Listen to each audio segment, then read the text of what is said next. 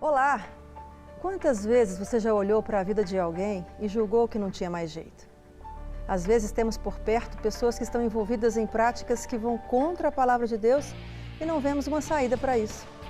Mas sabemos que Deus tem uma saída, uma solução para tudo. Ele pode fazer com que cada um de nós seja uma prova viva. E se a prova viva está aqui no nosso programa que começa agora.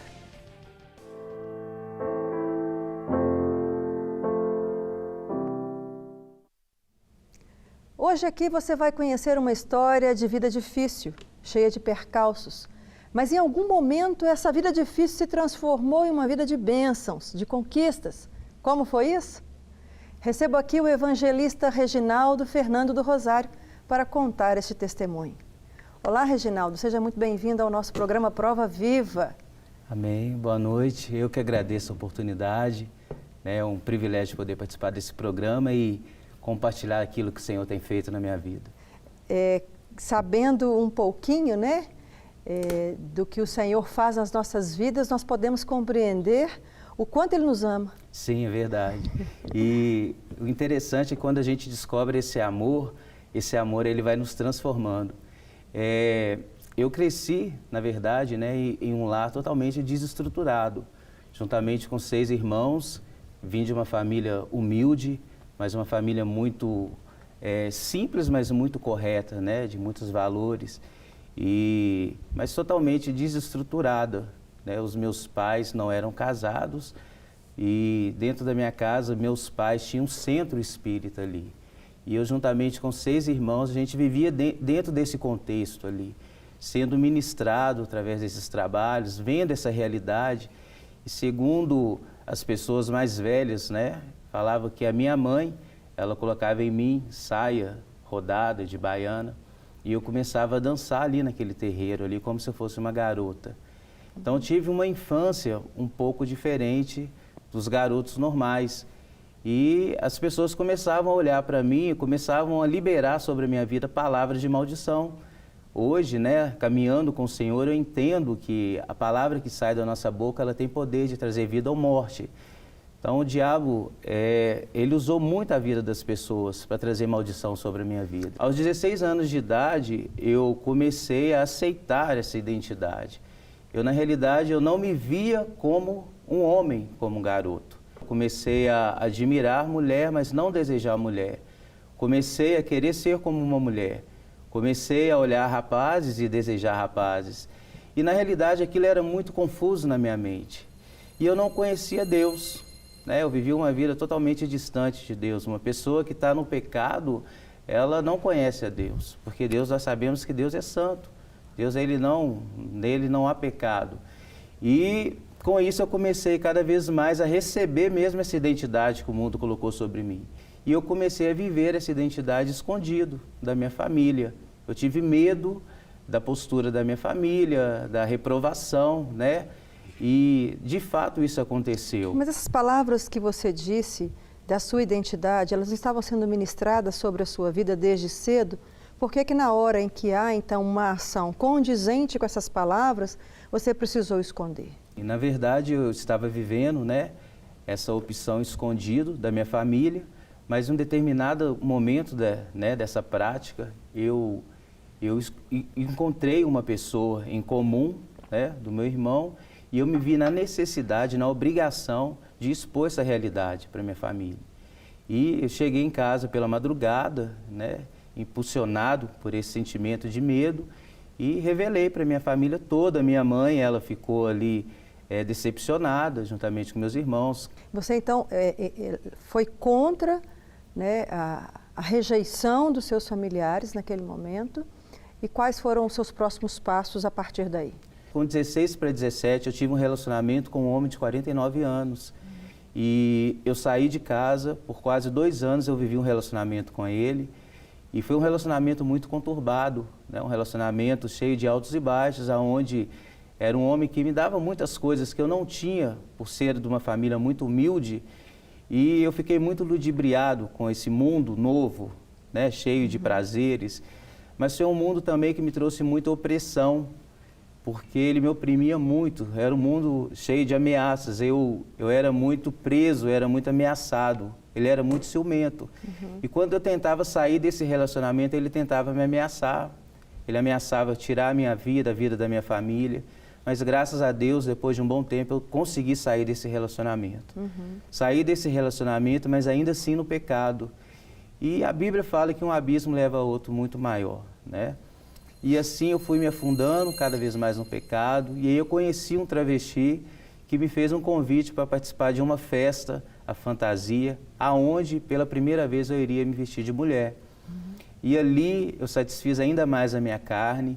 E ali, como se eu estivesse no paraíso, digamos assim. E ali foi uma noite onde eu tive muito assédio, onde eu satisfiz, né, os prazeres da minha carne. E o diabo sempre ele está disposto a oferecer mais. De onde que começou esse desejo por atender os prazeres da carne? Sim.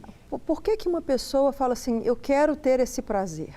Porque vamos considerar que tem muitas pessoas que bebem, sentem prazer, outras não bebem e não sentem prazer. Isso de forma generalizada, de forma geral, inclusive. Existem ações que nós temos e que alguns gostam e outros não. Por que essa sensação de prazer? De onde que ela iniciou? Por que essa sensação de querer abastecer em cima deste prazer? Isso que eu queria perguntar. Sim, eu acredito porque o homem, ele tem essa necessidade, porque o homem, ele nasceu, né, com essa natureza pecadora. O homem, ele nasceu com essa natureza pecadora. Deus, ele cria o homem de uma maneira perfeita, mas o homem, ele se perde em meio a esse processo, através de Adão. E a Bíblia fala que através de Adão, toda a humanidade se tornou pecadora. E através dessa desobediência, todo ser humano, ele começou a buscar preencher esse vazio através desses prazeres do mundo. Mas aí Deus, ele envia o seu Filho, Jesus, para preencher esse vazio no coração do homem. Mas eu não conhecia essa mensagem, eu não conhecia esse Filho de Deus que veio, e eu comecei a procurar preencher esses vazios que havia em mim através desses pecados. Você chega a perceber se em algum momento da sua vida as pessoas que estavam à sua volta ocupavam algum dos papéis que foi faltoso na sua infância? Então, de repente, num pai ou numa mãe ou num irmão, alguém que você não tinha aceitação, é natural que a gente busque pessoas que vão ser coniventes com aquilo que eu quero. Você acha que você transferiu para alguém, ou para esse senhor, né, de 49 anos, ou para alguma outra pessoa, algum papel que você não vivenciou, ou alguma carência, ou alguma falta? Você acha isso? Na realidade, assim, como eu disse no começo, né, da entrevista, a minha família era uma família desestruturada. O meu pai sempre foi um pai muito ausente, mas ele foi presente na questão de ser o pai supridor. É um pai muito batalhador, sempre supriu as nossas necessidades. Mas não foi aquele pai de conversar, de estar sempre presente, fazendo o papel de pai, conselheiro e amigo. Então, eu acredito que... O alimento não faltava, não isso? faltava. Mas esse afeto, esse carinho ficou a desejar. Exatamente. Essa questão da figura paterna, do amigo, esse sentimento de estar próximo, essa figura, essa imagem do meu pai eu não tinha. Eu vivi praticamente 10 anos no mundo da prostituição. O mundo das drogas, eu fiquei nele 2 anos, 8 anos aproximadamente. Eu vivi 2 anos limpo, mas 8 anos eu vivi no mundo das drogas. Comecei ali com a maconha e depois eu usei a cocaína, né? E Satanás foi tão sujo que, como eu estava preso ao pecado, quando eu usei a cocaína foi a noite que eu ganhei mais dinheiro. Então, peraí, deixa eu só dar uma paradinha que eu preciso, né, dar uma pausa aqui na nossa entrevista, para que você entre em mais detalhes, até com relação a essa prostituição e as drogas mais detidamente, tá bom? Ok. Nós vamos para um rápido intervalo. Fique aí comigo, tem mais prova viva do poder de Deus.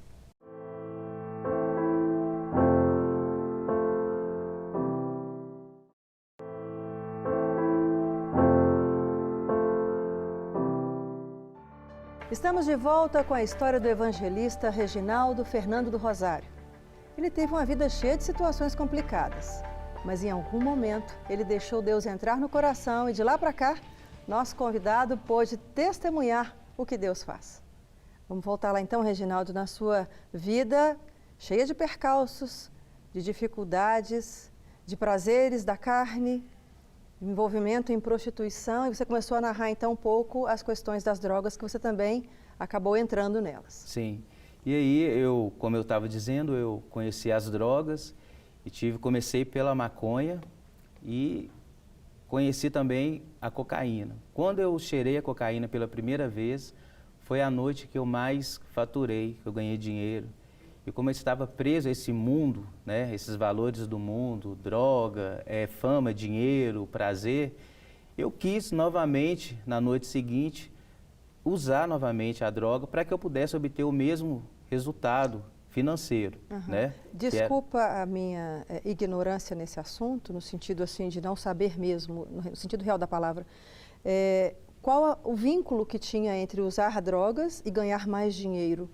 Na ação que você já fazia de prostituição, o que era esse plus? O que era esse a mais? Sim, porque o que acontece? A cocaína, ela me deixou muito agitado.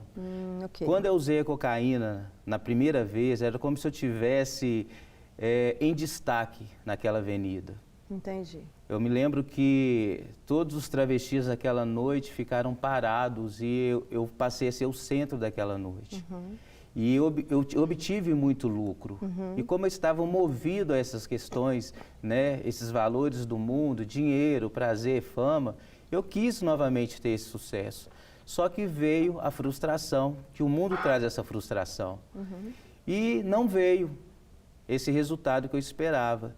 E aí o diabo estava ali preparado para mim, um outro banquete, que era o crack. E, como eu disse, o mundo das drogas é muito associado ao mundo da prostituição e praticamente a maioria das pessoas que procuram esse tipo de serviço, esse tipo de programa, eles usam drogas. Então, era muito fácil fazer o uso das drogas. E eu comecei a me envolver mesmo, rapidamente, no mundo das drogas. E até que uma noite eu precisei tirar do meu lucro e quando eu vi, eu já estava afundado nas drogas. E aí eu precisei sair de casa algumas vezes, comecei a morar em áreas de prostituição, ali no Bonfim. E ali eu comecei a me perder cada vez mais, que era uma área muito próxima à Pedreira Padre Lopes. E o acesso às drogas começou a ficar muito mais fácil e a minha identidade foi cada vez destruída. Eu comecei a deixar de preocupar com a minha aparência. No início, o diabo me deu uma beleza que atraía as pessoas e que me rendia de uma certa forma, muito dinheiro. E eu fui perdendo tudo isso. E a sua família nisso tudo? Aonde que ela estava? Ela tinha noção de que você estava? O que você estava fazendo? Então, na realidade, eu fui abandonando a minha casa. Eu saí de casa algumas vezes e a minha família ela começou a orar, ela começou a interceder. A minha mãe ela começou a orar pela minha vida há 12 anos. Foi o tempo de oração, o tempo que a minha mãe ela começou a interceder mesmo. Foram muitos momentos, muitas lágrimas, muita intercessão. Foram muitas vezes que eu falei muitas palavras pesadas para minha mãe. Deixa eu entender, houve uma mudança na fé dos seus familiares? Sim. Você começou a narrar que eles tinham a prática espírita e agora você fala que eles estavam orando por você. A gente usa o termo orar no meio cristão, né? Houve então essa mudança? Houve sim, na realidade houve. Quando eu tive esse relacionamento com esse homem de 49 anos, a minha mãe no início ela aceitou. Mas depois o evangelho entrou dentro da minha casa e a minha mãe ela começou a se opor à realidade que eu estava vivendo. E a realidade não é verdade. Eu estava vivendo uma mentira, que não era aquilo que Deus tinha para mim. E a minha mãe, então, quando ela começou a entender e conhecer a palavra de Deus, ela começou a me confrontar acerca da mentira que eu estava vivendo. Tenta dizer para mim qual a dimensão, porque a gente não consegue narrar em poucas palavras, mas vamos tentar. Qual a dimensão que você chegou no fundo do poço, em termos de envolvimento com drogas, de prostituição, de aparência, de sujeira, de não cuidado? A que ponto você chegou? Na realidade, eu cheguei no pior ponto.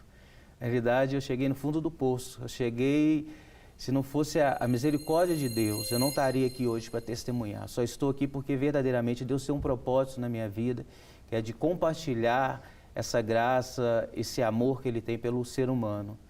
Que essa mensagem de amor, que é o Evangelho de Deus, que hoje eu vivo para fazer isso, que é anunciar a palavra de Deus. Porque com todos esses caminhos que eu andei, como a palavra diz que o homem há caminhos que o homem parece bom, mas o final deles são caminhos de morte. Eu vivi isso. Esses Volta caminhos... lá então na história, só um pouquinho. Volta lá na história quando você falou que estava lá debaixo da pedreira Padre Lopes e envolvendo com drogas, né? Você tinha uma atividade sexual como profissão, como ganho de dinheiro, não sei como é que você nomeia isto, à noite. E durante o dia, qual era a sua atividade? Ficava envolvido nas drogas? Não, deixado? durante o dia também eu vivia como travesti. Entendi. As pessoas procuravam... O local que eu morava era um local onde as pessoas procuravam programas até de dia. Era uma área de prostituição. 24 horas era movimentado ali. Então eu vivia a prostituição 24 horas. Você estava enlaçado com vários prazeres. Sim, eu estava preso ao pecado, literalmente. E isso verdadeiramente me levou para a morte mesmo. Eu cheguei literalmente a desfalecer. Mas Deus, graças a Deus, Ele tinha um propósito na minha vida. Como assim desfaleceu? O que aconteceu? Porque com essa vida de pecado, eu cheguei a ter uma overdose. Eu cheguei a viver, né, no mundo das drogas. Meu pai, dentro da minha casa, ele me confrontou um momento aonde eu já estava totalmente assim destruído na minha aparência. Meu pai ele chegou a dizer que tinha vergonha de mim e me colocou para fora de casa. E aonde eu voltei para este lugar onde eu havia morado, mas estava devendo algumas diárias, e ali eu literalmente afundei mesmo. Ali eu fiquei do dia 13 de dezembro de 2009 até o dia 24. E ali eu fiquei devendo diária. Eu saí do dia 25 de dezembro e fui para o centro de Belo Horizonte, onde eu me prostituí, e fiquei até o dia 31, usando droga. No dia 31 de dezembro eu tive uma overdose. E eu não entendi o que estava acontecendo comigo ali. Eu senti todo o meu corpo desfalecer. E ali eu clamei por esse Deus que eu não conhecia. E naquele momento, Deus ele colocou a sua mão sobre mim. Tudo isso aconteceu pela manhã ali no centro de Belo Horizonte, na rua Guaicurus com São Paulo. E de uma forma tão milagrosa, Deus me tirou daquele lugar de morte e me colocou dentro de uma igreja. E ali naquele lugar, Deus ele usou o pastor daquela igreja para me abençoar com R$5. E eu voltei para a casa dos meus pais, aonde a minha família me recebeu de braços abertos. E a minha irmã, que é membro da Igreja Batista da Lagoinha, pastora da Igreja da Lagoinha, ela me levou para o Retiro Impacto Vida, aonde eu conheci a mensagem de Deus, a palavra de Deus, e ali eu comecei a viver esse processo de transformação que até hoje estou vivendo. Deixa eu voltar mais um pouquinho, porque às vezes para você é a sua história, né? Para nós é a vontade de querer conhecer um pouco mais. Quando você tem esse processo de overdose, que você então desfalece, com todo respeito, as pessoas não acordam de uma overdose desejando Deus. O que aconteceu? Na realidade... Porque você, sabe, não desmerecendo, mas tentando entender o que foi? Perdeu o sentido? Era a palavra da mãe que vinha lembrando a esse Deus poderoso que deveria clamar? O que você entende que aconteceu nesse momento? Ou foi realmente um milagre completo, você não tinha a menor noção, o Senhor foi lá, te pegou com a mão e falou, vem cá meu filho, eu vou te resgatar por completo. Sim, na realidade o que aconteceu? Antes de eu clamar por Deus, aconteceu uma batalha espiritual muito grande. Eu estava ali, 2 dias antes de eu passar por essa overdose, já estava tendo alucinações. Eu tocava no meu corpo, eu não acreditava que eu estava vivendo o que eu estava vivendo. E naquele momento que eu fui naquela lanchonete, eu fui para me alimentar. E naquele momento que eu fui me alimentar, eu senti vontade de morrer. Eu ouvi uma voz que dizia que era para me pegar um copo de vidro, pegar garrafas, bater em balcão de vidro e quebrar tudo aquilo que era de vidro para acabar com a minha vida. E eu lutava contra aquela voz porque eu não queria acabar com a minha vida, eu queria estar na casa dos meus pais, eu queria estar com a minha família. Eu não entendi o que estava acontecendo ali. O que eu sabia era que o medo de morrer ficava cada vez mais intenso ali. E aí Deus me trouxe à minha memória uma situação que eu vivia há mais de 20 anos, que eu estava juntamente com a minha mãe em frente ao Hospital João 23, aonde uma menina, ela estava tendo uma overdose. E ali eu entendi que eu estava tendo uma overdose, foi onde eu clamei por Deus. Então Deus me trouxe o entendimento naquele momento que eu estava tendo uma overdose, foi onde eu clamei por Deus, porque eu não queria morrer.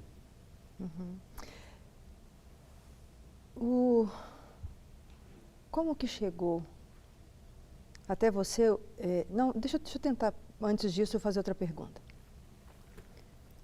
Em todo o seu tempo de prostituição e drogas, você se sentiu completo, amado, abastecido, acolhido, protegido? Não, nunca. Nunca fui feliz. Nunca fui completo. Eu nunca, apesar da beleza que eu tinha, do assédio, da fama, eu nunca fui amado. Era engraçado isso. E quando você traz para mim essa informação assim, eu queria voltar para minha casa. Sim. Né? Porque a gente tem entendimento de que a casa da gente é um lugar de consolo, conforto, proteção, cuidado e amor.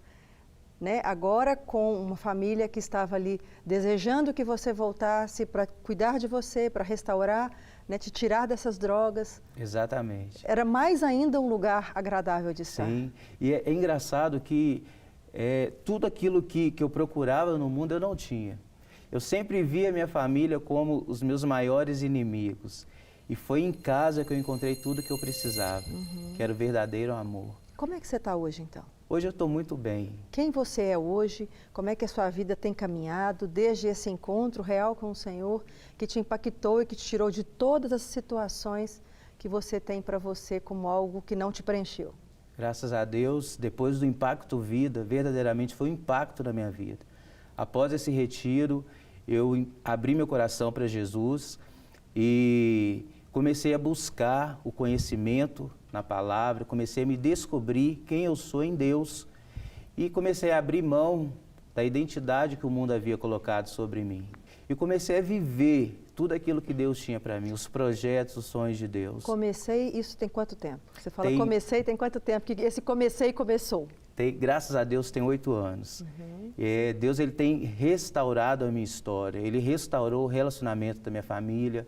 Hoje eu sirvo na Igreja Batista da Lagoinha como pastor auxiliar da Lagoinha São Lucas. Estou ali também à frente de um trabalho com os jovens. Hoje eu tenho uma namorada linda que vai comigo às igrejas, testemunhando daquilo que o Senhor fez. Está comigo, vai completar 1 ano, mas já conheço ela há mais de 2 anos. Inclusive está aqui comigo hoje, fez questão de me acompanhar. Então, uma pessoa assim que Deus ele tem restaurado a minha vida.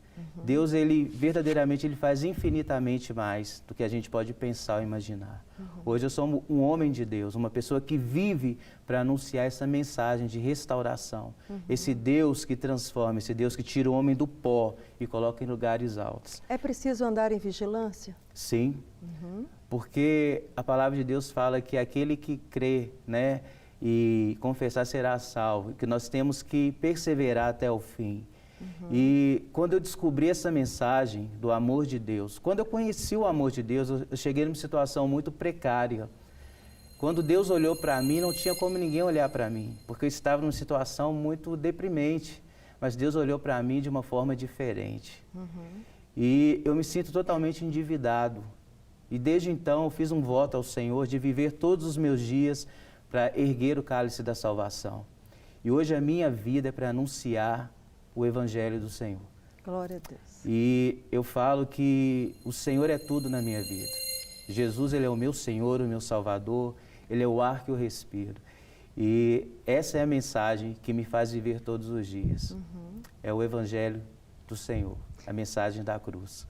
Reginaldo, muito obrigada. Muito obrigada por trazer até esse programa a sua experiência. A gente não consegue dimensionar emocionalmente quantas coisas você passou em toda essa história que você narrou resumidamente aqui para nós. Mas eu imagino e espero que o Senhor tenha te curado de todas elas. Amém. De desprezo, falta de confiança, falta de amor, de afeto, de transferir a confiança para o lugar errado e pessoas erradas, né? Continue falando então do Evangelho, Amém. Desse amor, desse Amém, Deus poderoso, que Amém. pode infinitamente mais do que pedimos e pensamos. Com certeza. Sucesso na sua vida. Amém. Seja a boca do Senhor por onde você passar. Em nome do Senhor Jesus. Sucesso com a namorada, que Amém. seja casamento, que venham filhos para glorificar o Senhor, porque é a herança do Senhor. Em nome do Senhor Jesus. Deus te abençoe. Muito obrigada. Amém. Eu que agradeço a oportunidade. Muito obrigada. Amém. Eu vou deixar, como sempre, um recadinho para você, né? Jeremias 31:3 fala assim: há muito que o Senhor me apareceu dizendo, porquanto Com amor eterno te amei, por isso com benignidade te atraí. Desde antes da existência do mundo, o Senhor já havia manifestado com amor. Isso porque essa é a essência dele, amor. E erroneamente nós dizemos e acreditamos que ao entender Jesus e o seu amor, nós o aceitamos como Senhor. Mas como somos pecadores e como nós podemos fazer alguma coisa, não pode vir nada de bom de nós que pode agradar ao Senhor, a esse Deus soberano. Aí nós descobrimos que tudo iniciou pelo seu terno amor, porque Ele nos amou primeiro. E aí rapidamente veio um questionamento de alguns dizendo: mas que se Deus é amor, por que as pessoas passam por tantas lutas? Por dificuldades, por traumas, por rejeições, até por desprezo? Mas isso não é culpa de Deus, não. Quem te fez mal, com certeza, foi um ser humano próximo a você e não foi Deus. O que é preciso entender é que Deus delegou aos pais a autoridade sobre os filhos e a exigência de que eles agissem com eles como se fosse o próprio Deus, como se o próprio Deus cuidasse deles. E dessa maneira, quem desrespeita essa forma correta de agir são os pais, que muitas vezes não refletem o modelo que deveriam dar aos seus filhos. Mas ainda tem outro lado, né? Dos filhos que não respeitam seus pais, se tornando rebeldes e com isso trazendo muito desgosto tanto para os seus familiares como para Deus. Então, se nós formos pensar corretamente, é Deus quem sofre ao ver a sua criação agindo fora daquilo que Ele planejou. Só que nem isso impediu que Ele continuasse nos amando e nos atraindo para a sua grande bondade. Quando nós compreendemos essa verdade, nossa vida muda por completo. Recebemos o amor que nos faltava, começamos a compartilhar desse amor que não conhecíamos e respeitamos o modelo de Deus que gera harmonia entre os que estão à nossa volta. Só esse amor é verdadeiro e é capaz de cobrir multidão de pecado. Nossa gratidão deve ser dupla, porque Ele nos amou primeiro e porque nos permitiu entender e viver nesse amor. Sua vida está difícil? Entregue-se a esse amor maior que foi manifesto em Jesus. Pense nisso. O Senhor também te ama e Ele te atrai com amor sobrenatural. Aguardo você aqui comigo na próxima semana para mais um Prova Viva. Deus te abençoe.